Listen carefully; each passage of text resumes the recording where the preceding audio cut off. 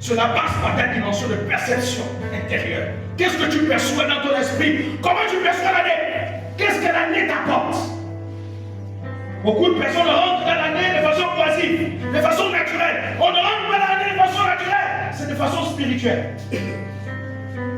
Et dit, c'est ouvre mon intelligence. Je veux comprendre les grâces qui sont liées à cette année. Si tu rentres de façon charnelle, tu ne vas rien comprendre. Tu passeras à côté du but. Alors cette année, qu'est-ce que tu perçois? Qu'est-ce que tu vois? Qu'est-ce que cette année te réserve? Dans l'esprit, tu conçois l'année comment? Une année d'échec, une année de désespoir. Il y en a qui commencent à dire, oh, l'année a mal commencé. Non, c'est parce que tu n'as pas encore perçu l'année spirituellement. Alléluia, tu n'as pas encore perçu l'année spirituellement. Il y en a qui disent, mais, cette année encore, peut-être il y aura encore des décès. Cette année, non, c'est que tu n'as pas encore navigué dans l'esprit.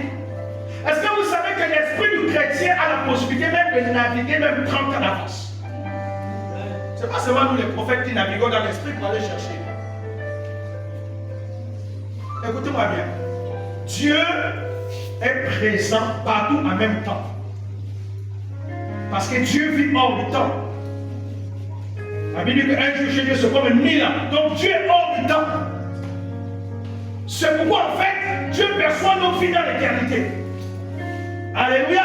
Il nous donne la capacité d'aller chercher la pensée, sa pensée. Est-ce que tu as commencé à prier pour ton ami? Qu'est-ce que tu vois? Qu'est-ce que tu vois? Si tu ne vois rien, rien n'arrivera. Si tu ne perçois rien, rien ne se produira. Mais si tu commences à percevoir des opportunités, tu commences à percevoir des projets, tu commences à voir des choses et tu commences à les matérialiser dans l'esprit.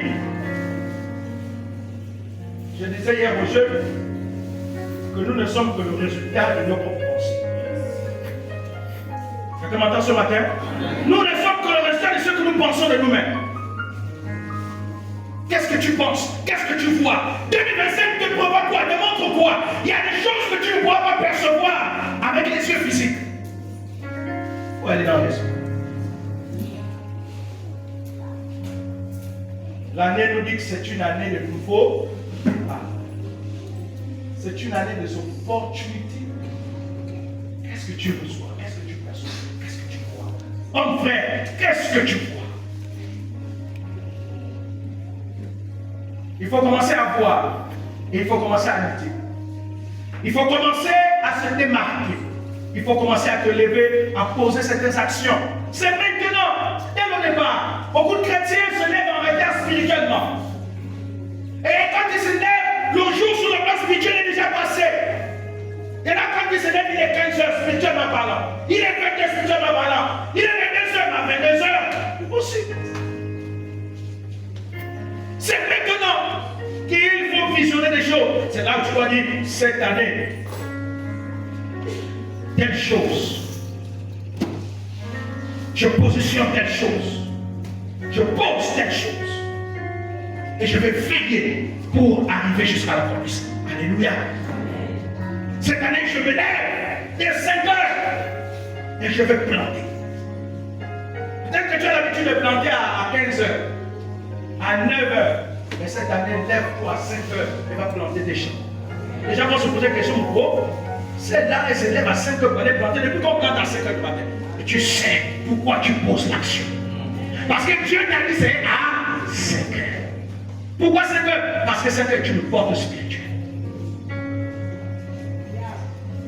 Tu m'entends ce matin? Regarde les opportunités. Regarde les opportunités. La deuxième réalité, à cause du temps, possède la porte de tes ennemis. Il faut posséder la porte de tes ennemis. Possède la porte de tes ennemis. Pourquoi il est important de posséder la porte de ses ennemis? Parce que nos ennemis se lèvent et comprennent la dimension spirituelle de la vie. Ils savent que c'est une année sémable. C'est une année remplie de grâce. Alors qu'est-ce qu'il faut faire? Il faut essayer de boycotter la vie. il faut tout faire pour que l'Église, pour que les chrétiens ne puissent pas rentrer en possession des vertus et des grâces qui sont liées à la